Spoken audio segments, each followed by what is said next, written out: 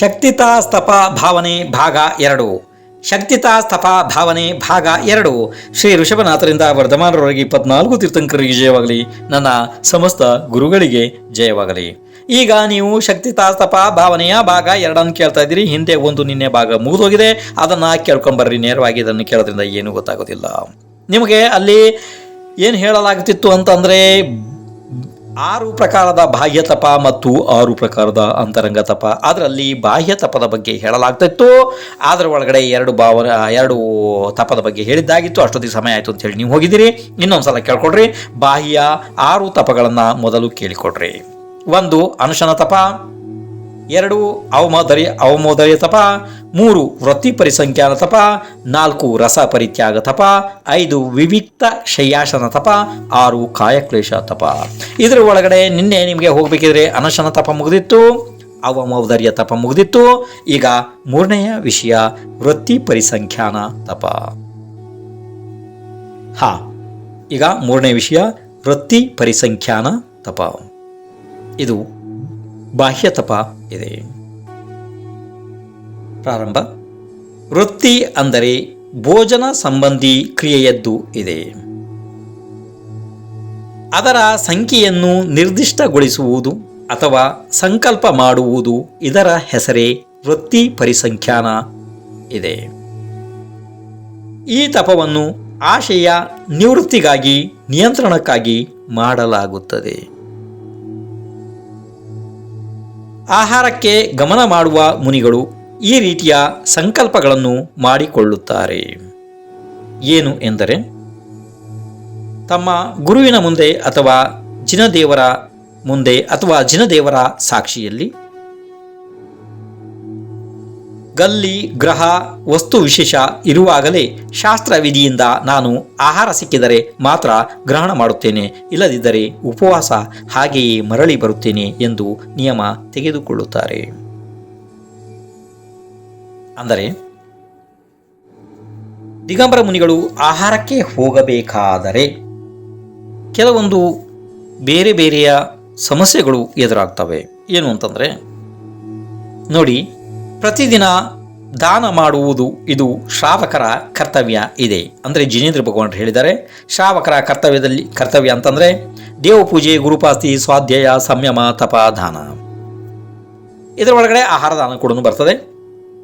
ಒಂದು ಊರಿನಲ್ಲಿ ಒಂದು ಉದಾಹರಣೆಗೆ ಒಂದು 70, 80 ಅಥವಾ 100 ಮನೆಗಳು ಇದ್ದಲ್ಲಿ ಅಕಸ್ಮಾತ್ ಜಿನೇಂದ್ರ ದೇವರ ಆಜ್ಞೆಯನ್ನು ಮನ್ನಿಸಿ ನಡೆಯುವಂತಹ ಶ್ರಾವಕರು ಆ ಸ್ಥಳದಲ್ಲಿ ಇದ್ದರೆ ಅವರು ಹಾಗಾದರೆ 70, 80 ಮನೆಗಳಲ್ಲಿ ಎಲ್ಲ ಶುದ್ಧವಾದ ಅಂದರೆ ಅತಿಥಿ ಸೌಮ್ಯ ಭಾಗದಲ್ಲಿ ಆಹಾರವನ್ನು ತಯಾರಿಸಿದ್ದರೆ ಆ ಸಮಯದಲ್ಲಿ ದಿಗಂಬರ ಮುನಿಗೆ ಒಂದು ಸಮಸ್ಯೆ ಎದುರಾಗ್ತದೆ. ಏನು ಅಂತಂದರೆ, ಯಾರ ಮನೆಗೆ ಹೋಗಿ ಆಹಾರ ಮಾಡಬೇಕು? ಅತಿ ದೊಡ್ಡ ಶ್ರೀಮಂತರ ಮನೆಗೆ ಹೋಗಿ ಆಹಾರ ಮಾಡಿದರೆ ಒಳ್ಳೆ ಆಹಾರ ಸಿಗುತ್ತದೆ ಅಲ್ಲವೇ? ಹಾಗಾದರೆ ಬಡವರನ್ನೆಲ್ಲ ಬಿಟ್ಟು ಅಲ್ಲಿಗೆ ಹೋಗೋಣವೇ? ಅಥವಾ ನಮ್ಮ ಹಿಂದಿನ ಹಳೆಯ ಪರಿಚಿತರು ಯಾರಾದರೂ ಇದ್ದಾರೆ ಅವರ ಮನೆಗೆ ಆಹಾರಕ್ಕೆ ಹೋಗೋಣವೇ? ಈ ರೀತಿಯೆಲ್ಲ ಮಾಡಿದರೆ, ಅಥವಾ ಯಾರಾದರೂ ನಮ್ಮ ಹತ್ರ ಬಂದು ತುಂಬ ಶಾಸ್ತ್ರ ಕಲಿತಂತಹ ವ್ಯಕ್ತಿಗಳು ಇದ್ದಾರೆ ಅವರ ಮನೆಗೆ ಆಹಾರಕ್ಕೆ ಹೋಗೋಣವೇ? ಈ ರೀತಿ ಇಲ್ಲ. ಈ ರೀತಿ ವಿಚಾರ ಮಾಡುವುದು ಕೂಡ ದಿಗಂಬರ ಮುನಿಗೆ ತಪ್ಪು ಆಗುತ್ತದೆ. ಅದು ಶಾಸ್ತ್ರ ಪದ್ಧತಿ ಅಲ್ಲ. ಆವಾಗ ದಿಗಂಬರ ಮುನಿಗಳು ಏನು ಮಾಡ್ತಾರೆ, ಯಾವುದಾದರೂ ಗಲ್ಲಿ ಅಂದರೆ ಈ ಗಲ್ಲಿ ಅಥವಾ ಇಷ್ಟು ಗ್ರಹಗಳು ಅಥವಾ ಯಾವುದಾದರೂ ಆ ಸಾಮಗ್ರಿಯನ್ನು ತೆಗೆದುಕೊಂಡು ಅವರು ಬಲಗೊಳ್ಳಲು ನಿಂತರೆ ನಾನು ಅಲ್ಲಿ ನಿಲ್ಲುತ್ತೇನೆ ಎಂಬ ನಿಯಮವನ್ನು ತೆಗೆದುಕೊಳ್ಳುತ್ತಾರೆ. ಆ ರೀತಿಯಲ್ಲಿ ಅವರಿಗೆ ಶಾಸ್ತ್ರ ವಿಧಿಯಿಂದ ಆಹಾರ ಸಿಕ್ಕಿದರೆ ಮಾತ್ರ ಅವರು ಸ್ವೀಕರಿಸುತ್ತಾರೆ. ಅಂದರೆ ಸರಳವಾಗಿ ಹೇಳಬೇಕು ಅಂತಂದರೆ, ದಿಗಂಬರ ಮುನಿಗೆ ಅವರು ಏನು ಮನಸ್ಸಿನಲ್ಲಿ ನಿಯಮ ತೆಗೆದುಕೊಂಡಿರ್ತಾರೆ ಅದು ಸಿಕ್ಕಿದರೆ ಮಾತ್ರ ಆಹಾರ ಮಾಡುತ್ತಾರೆ, ಇಲ್ಲದಿದ್ದರೆ ಉಪವಾಸ ಇರುತ್ತಾರೆ. ಹಾಗಾದರೆ ಈಗ ಪ್ರಶ್ನೆ, ಈ ವೃತ್ತಿ ಪರಿಸಂಖ್ಯಾನ ತಪದಿಂದ ಏನು ಲಾಭ ಇದೆ? ಉತ್ತರ, ಇದರಿಂದ ಆಹಾರ ಸಂಜ್ಞೆಯ ನಿಯಂತ್ರಣ ಆಗುತ್ತದೆ. ಅಂದರೆ ಸಂಜ್ಞೆ ಅಂದ ತಕ್ಷಣ ಇಲ್ಲಿ ಜೀವಕ್ಕೆ ಎಷ್ಟು ಪ್ರಕಾರದ ಸಂಜ್ಞೆಗಳು ಇರ್ತವೆ? ಆಹಾರ, ಭಯ, ಮೈಥುನ, ಪರಿಗ್ರಹ, ಇವು 4 ಸಂಜ್ಞೆಗಳು. ಇದರಲ್ಲಿ ಒಂದು ಆಹಾರ ಸಂಜ್ಞೆ ಕೂಡ ಇದೆ. ಅಂದರೆ ಸಂಜ್ಞೆ ಅಂತಂದರೆ ಯಾವುದಕ್ಕೆ ಒಳಗಾಗಿ ಜೀವವು ಅನೇಕ ದುಃಖಗಳನ್ನು ಅನುಭವಿಸುತ್ತದೆ, ಅವೆಲ್ಲ ಸಂಜ್ಞೆಗಳಿದ್ದಾವೆ. ಅದರಲ್ಲಿ ಈ ಆಹಾರ ಸಂಜ್ಞೆ ಕೂಡ ಜೀವಕ್ಕೆ ಯಾವಾಗಲೂ ಅತಿಯಾದ ದುಃಖವನ್ನು ನೀಡುತ್ತದೆ. ಇದರಿಂದ ಆಹಾರ ಸಂಜ್ಞೆಯ ನಿಯಂತ್ರಣ, ಅನುಕೂಲ ಪ್ರತಿಕೂಲ ಆಹಾರದ ಪ್ರತಿ ರಾಗ ದ್ವೇಷದ ಅಭಾವ, ಸರಸ ವಿರಸ ಆಹಾರದಲ್ಲಿ ಆಕರ್ಷಣೆ ವಿಕರ್ಷಣೆ ಇರುವುದಿಲ್ಲ, ಬಡವ ಶ್ರೀಮಂತ ಈ ಭೇದಗಳು ಇರುವುದಿಲ್ಲ, ಸಂತೋಷ ಗುಣದ ಬೆಳವಣಿಗೆ ಆಗುತ್ತದೆ, ಶ್ರಾವಕರ ಪ್ರತಿ ರಾಗ ದ್ವೇಷ ಉದ್ಭವಿಸುವುದಿಲ್ಲ, ಇಚ್ಛಾ ನಿರೋಧ ತಪ ಆಗುತ್ತದೆ, ಸ್ವಯಂ ನಿಯಮ ತೆಗೆದುಕೊಂಡಾಗ ಆಹಾರ ಸಿಕ್ಕದಿದ್ದರೆ ಆಹಾರದ ಮೇಲೆ ಉದಾಸೀನತೆ ಪ್ರಕಟ ಆಗುತ್ತದೆ. ನೋಡಿ, ಯಾವುದಾದರೂ ಯಾರ ಒತ್ತಾಯದಿಂದ ಆದರೂ, ಅಂದರೆ ಗುರುವಿನ ಒತ್ತಾಯದಿಂದ ಅಕಸ್ಮಾತ್ ಶಿಷ್ಯ ಏನಾದರೂ ಈ ನಿಯಮಗಳನ್ನು ಸ್ವೀಕರಿಸಿದರೆ ಭಾವನೆಯಲ್ಲಿ ಸಂಕ್ಲೇಶ ಆಗಬಹುದು. ಹೌದು, ನಾನು ಬೇರೆ ಕಡೆಗೆ ಹೋಗಿದ್ದರೆ ಆಹಾರ ಸಿಗ್ತಿತ್ತು, ಆದರೆ ಗುರು ಆದೇಶ ಇಷ್ಟು ಮಾತ್ರ ಇತ್ತು ಅನ್ನುವ ಕೊರಗು ಮನಸ್ಸಿನಲ್ಲಿ ಬರಬಹುದು. ಆದರೆ ಮಹಾಮುನಿಗಳು ಸ್ವಯಂ ತಮ್ಮ ಬುದ್ಧಿಯಿಂದಲೇ ಸ್ವಯಂ ತಾವು ವೃತ್ತಿ ಪರಿಸಂಖ್ಯಾನ ತಪವನ್ನು ಸ್ವೀಕರಿಸಿದಾಗ ಅಕಸ್ಮಾತ್ ತಮ್ಮ ವಿಧಿಯಂತೆ ಆಹಾರ ಸಿಕ್ಕಿದರೆ ಅವರು ಸ್ವೀಕರಿಸುವರು, ಇಲ್ಲದಿದ್ದರೆ ಲಾಭಕ್ಕಿಂತಲೂ ಅಲಾಭವೇ ನನಗೆ ಅತೀ ಶ್ರೇಷ್ಠ ಎಂದು ತಿಳಿದು ಅವರು ಮತ್ತೆ ಬಂದು ತಪಸ್ಸಿಗೆ ಕೂರುವರು. ಅಂತಂದರೆ ಅವರಿಗೆ ಆಹಾರದ ಲಾಭ ಆಗುವುದಕ್ಕಿಂತಲೂ ಆಹಾರ ಸಿಕ್ಕದೇ ಇರುವುದರಿಂದ ನನಗೆ ಅತಿಯಾದ ವಿಫುಲವಾದ ಕರ್ಮಗಳು ಇಂದು ನಿರ್ಜರೆ ಆದವು ಎಂದು ತಿಳಿದು ಅವರು ಆಹಾರ ಸಿಕ್ಕಿಲ್ಲ ಎಂದು ಕೊರಗುವುದಿಲ್ಲ, ಇಂದು ನನಗೆ ಆಹಾರ ಸಿಕ್ಕಿಲ್ಲ ಎಂದು ಸಂತೋಷ ಪಡುತ್ತಾರೆ. ಅಂದರೆ ಆ ಮಹಾಮುನಿಗಳು ಧನ್ಯರು, ಅವರಿಗಿಂತ ಧನ್ಯರು, ಅವರಿಗಿಂತ ಹೊಗಳಿಕೆಗೆ ಪೂಜ್ಯೆಗೆ ಸ್ತುತಿಗೆ ಯೋಗ್ಯರು ಈ ಮೂರು ಲೋಕದಲ್ಲಿ ಯಾರೂ ಇರಲಿಕ್ಕಿಲ್ಲ ಅಲ್ಲವೇ? ಅವರ ತಪವನ್ನು ಭಕ್ತಿ ಮಾಡೋದರಲ್ಲಿ ಏನೋ ದೊಡ್ಡ ಸಂತೋಷ, ಏನೋ ಒಂದು ದೊಡ್ಡ ಗೌರವ ಅಲ್ವಾ? ಅಂತ ಮಹಾಮುನಿಗಳು ಕೂಡ ಬೇಕಾದಷ್ಟು ಚತುರ್ಥ ಕಾಲದಲ್ಲಿ ಆಗಿ ಹೋದರೂ ಈಗಲೂ ಪಂಚಮ ಕಾಲದಲ್ಲೂ ಸಾಕಷ್ಟು ಮುನಿಗಳು ಕಾಣಲು ಸಿಗುತ್ತಾರೆ. ಇನ್ನು ಮುಂದೆ 4ನೆಯ ವಿಷಯ ರಸ ಪರಿತ್ಯಾಗ. ನೋಡಿ, ರಸಯುಕ್ತವಾದ ಇಂದ್ರಿಯ ಸುಖಕರ ಭೋಜ್ಯ ಪದಾರ್ಥಗಳ ತ್ಯಾಗ, ಇದು ರಸ ಪರಿತ್ಯಾಗ ತಪ ಇದೆ. ಇಲ್ಲಿ ನೀವು ರಸ ಅಂದರೆ ಹಣ್ಣುಗಳ ರಸ ಎಂದು ತಪ್ಪಾಗಿ ತಿಳಿಯಬಾರದು. ಆ ರೀತಿ ಅಲ್ಲ. ನಾವು ಸಾಮಾನ್ಯವಾಗಿ ಸಹಜವಾಗಿ ಇಲ್ಲಿಯೇ ಸ್ಥಳೀಯವಾಗಿ ಮಾತನಾಡುವಂತಹ ಪದ್ಧತಿ ಶಬ್ದಗಳು ಬೇರೆ ಇರ್ತವೆ, ಮತ್ತು ಶಾಸ್ತ್ರದ ಶಬ್ದಗಳು ಬೇರೆ ಇರುತ್ತವೆ. ನೀವು ರಸಗಳು ಅಂದ ತಕ್ಷಣ ಹಣ್ಣಿನ ರಸವೆಂದು ತಪ್ಪಾಗಿ ತಿಳಿಯಬಾರದು. ಇಲ್ಲಿ ರಸ ಅಂದರೆ ಪಂಚ ಇಂದ್ರಿಯಗಳಿಗೆ ಪುಷ್ಟ ಪ್ರಸನ್ನಗೊಳಿಸುವ ಸ್ವಾದಿಷ್ಟ ರಸ, ಅದನ್ನು ಇಲ್ಲಿ ಹೇಳಿದ್ದಾರೆ. ಅವು ಬರೆದುಕೊಳ್ಳಿರಿ, ಯಾಕೆಂದರೆ ಷಡ್ರಸ ಅಂತ ಹೇಳಿ ನಿಮಗೆ ಶಾಸ್ತ್ರದಲ್ಲಿ ಬರ್ತದೆ, ಅಥವಾ 6 ರಸ ಈ ರೀತಿ ಬರ್ತದೆ.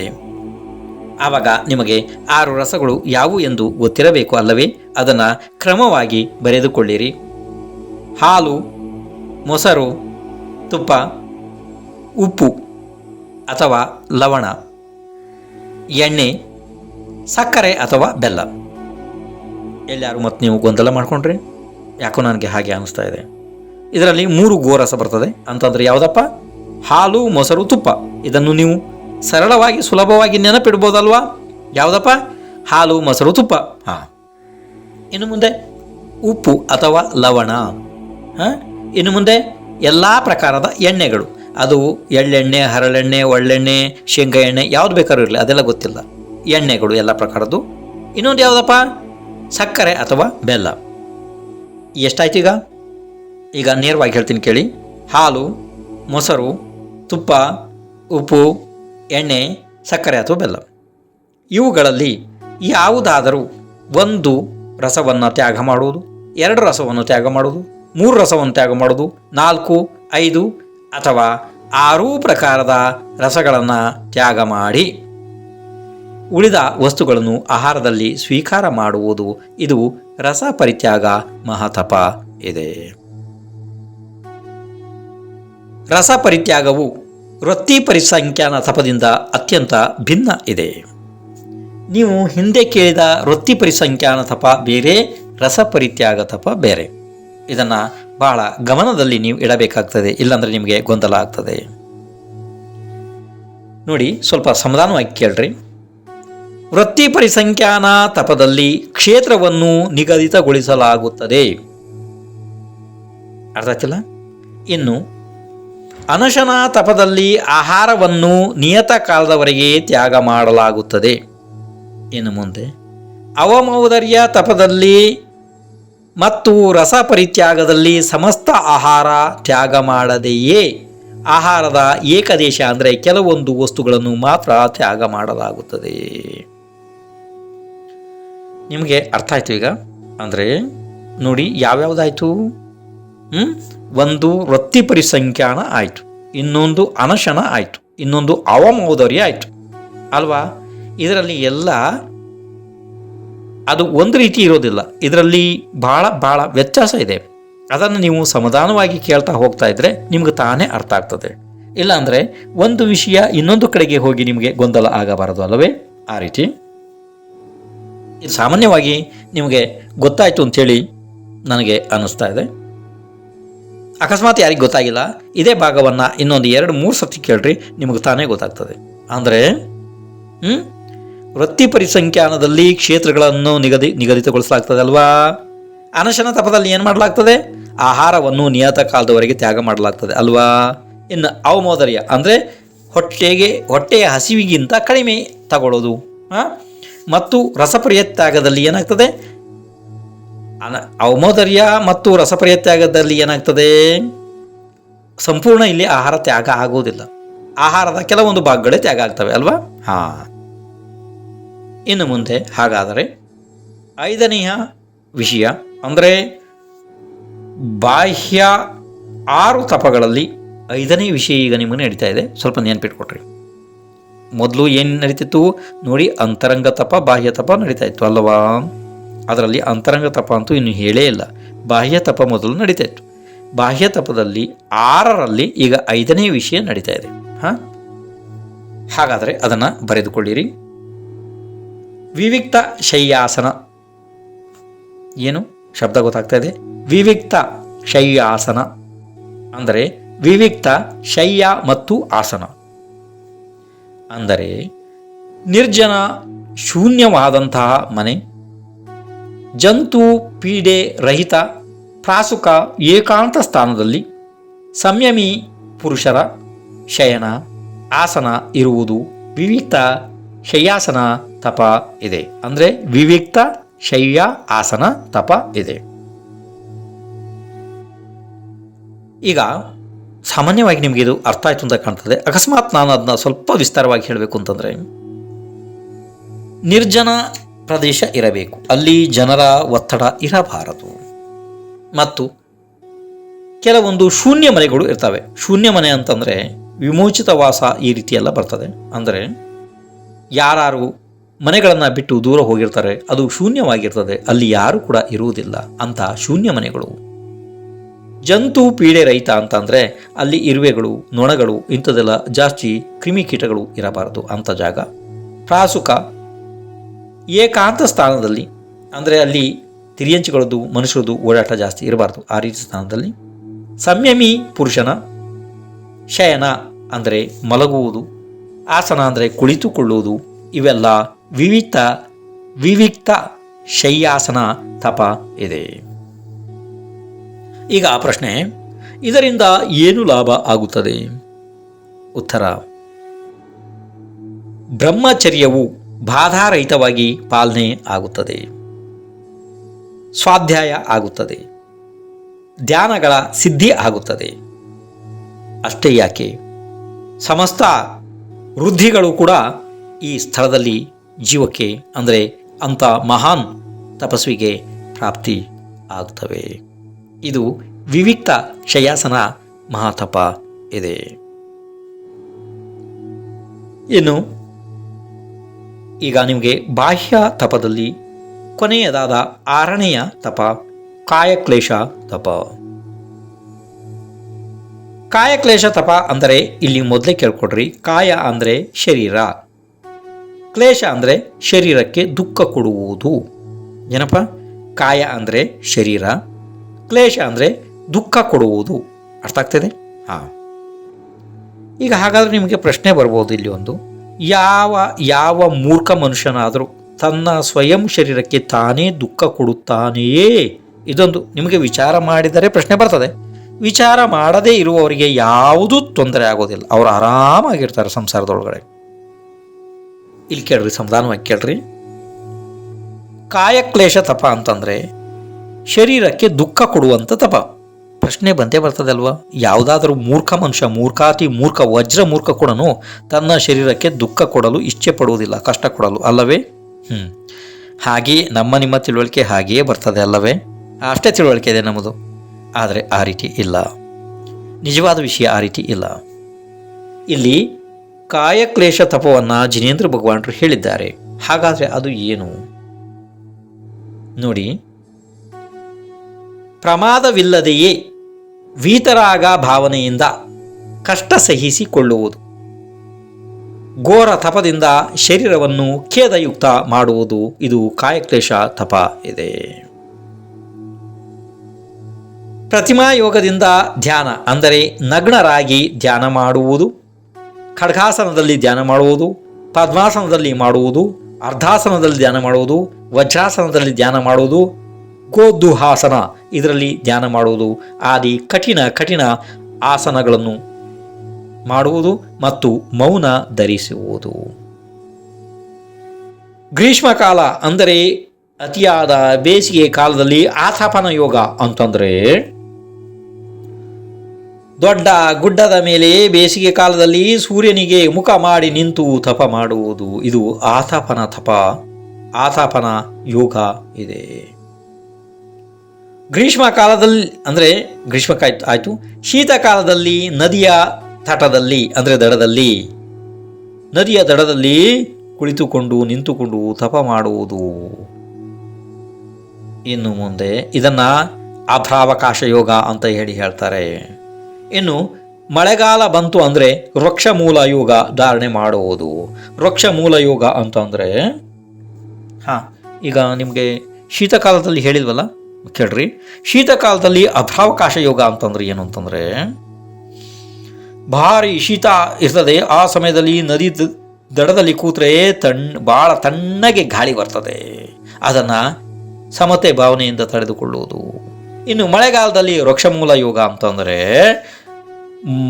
ನೋಡಿ, ಮಳೆ ಬಿಟ್ಟ ನಂತರವೂ ಕೂಡ ವೃಕ್ಷಗಳಿಂದ ಮೇಲಿನಿಂದ ನೀರು ಪಟ ಪಟ ಕೆಳಗಡೆ ಬೀಳ್ತಾನೇ ಇರ್ತದೆ.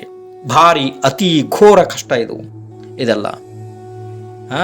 ಅಂಥ ಸಮಯದಲ್ಲಿ ಅಂಥ ತಪಸ್ವಿ ಮಹಾಮುನಿ ದೊಡ್ಡ ಮರದ ಕೆಳಗೆ ಕೂತು ತಪ ಮಾಡ್ತಾರೆ. ಇದು ವೃಕ್ಷಮೂಲ ಯೋಗ ಇದೆ. ಉಪಸರ್ಗಗಳು ಆದರೂ ಕೂಡ ಧೈರ್ಯವನ್ನು ಧಾರಣೆ ಮಾಡುತ್ತಾರೆ. ಇನ್ನು ಮುಂದೆ ಇದು ಇಲ್ಲಿ ಹಾಗಾದರೆ ನೀವು ಇದರ ಪ್ರಯೋಜನ ಏನು ಅಂತ ಹೇಳಿ ಕೇಳಬಹುದು. ಪ್ರಶ್ನೆ, ಇದಕ್ಕೆ ಉತ್ತರ ಅಂತಂದರೆ ನೋಡಿ, ಇಂದ್ರಿಯ ಆಸಕ್ತಿಗಳ ದಮನ, ಜಿನ ಧರ್ಮದ ಪ್ರಭಾವನೆ, ಇವೆಲ್ಲ ಅಭ್ಯಾಸ ಇಲ್ಲದೆ ಹೋದರೆ, ಅಕಸ್ಮಾತ್ ಈ ಕಾಯಕ್ಲೇಶ ತಪ ಅಭ್ಯಾಸ ಇಲ್ಲದೆ ಹೋದರೆ ದುಷ್ಟರಿಂದ ಉಪಸರ್ಗ ಆದರೆ ಸಹಿಸಿಕೊಳ್ಳಲು ಆಗುವುದಿಲ್ಲ.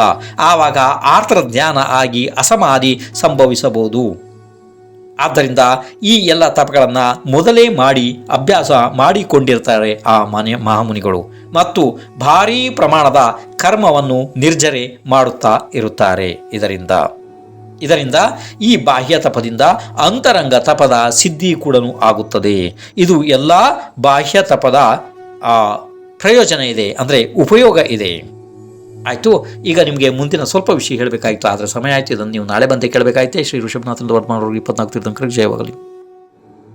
ವಿದ್ಯಾಭೂಷಣ್ ಮಹಾರಾಜರ ಆ್ಯಪ್ ಅನ್ನು ಡೌನ್ಲೋಡ್ ಮಾಡಿಕೊಳ್ಳಲು ಪ್ಲೇಸ್ಟೋರ್ ಅನ್ನು ಓಪನ್ ಮಾಡಿ ಹಾಗೂ ಟೈಪ್ ಮಾಡಿ ವಿದ್ಯಾಭೂಷಣ್ ಮಹಾರಾಜರ ಫೋಟೋ ಕಾಣಿಸುತ್ತೆ, ಅದರ ಮೇಲೆ ಕ್ಲಿಕ್ ಮಾಡಿಕೊಳ್ಳಿ ಹಾಗೂ ಆ್ಯಪ್ ಅನ್ನು ಇನ್ಸ್ಟಾಲ್ ಮಾಡಿಕೊಳ್ಳಿ ಹಾಗೂ ನಿಮಗೆ ಬೇಕಾದ ಶಾಸ್ತ್ರದ ಸ್ವಾಧ್ಯಾಯವನ್ನು ಆಡಿಯೋ ಮೂಲಕ ಕೇಳಿ ತಿಳಿದುಕೊಳ್ಳಿ. ಯೂಟ್ಯೂಬ್ ಚಾನಲ್ ಅನ್ನು ಸಬ್ಸ್ಕ್ರೈಬ್ ಮಾಡಿ, ಲೈಕ್ ಮತ್ತು ಶೇರ್ ಮಾಡಿ.